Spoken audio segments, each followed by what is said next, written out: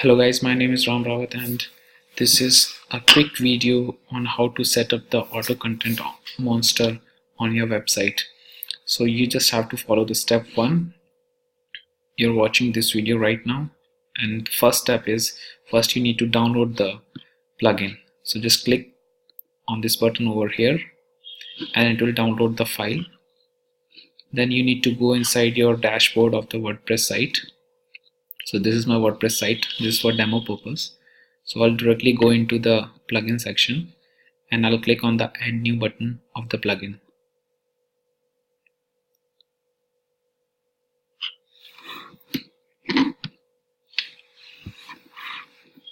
Okay, so once the plugin is downloaded, you can upload it by clicking on add new button under the plugin section.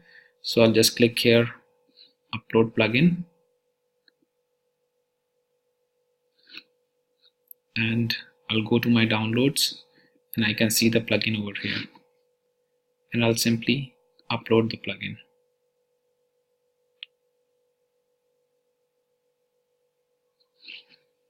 Okay, so once that's done, I'll simply click on install now button and it will install the plugin on my website.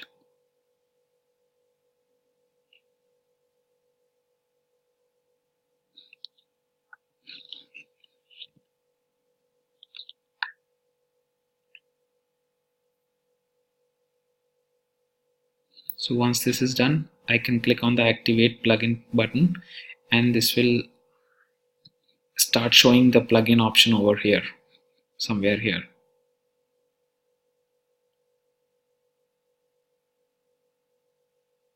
See, now you can see the content auto monster option in your WordPress dashboard.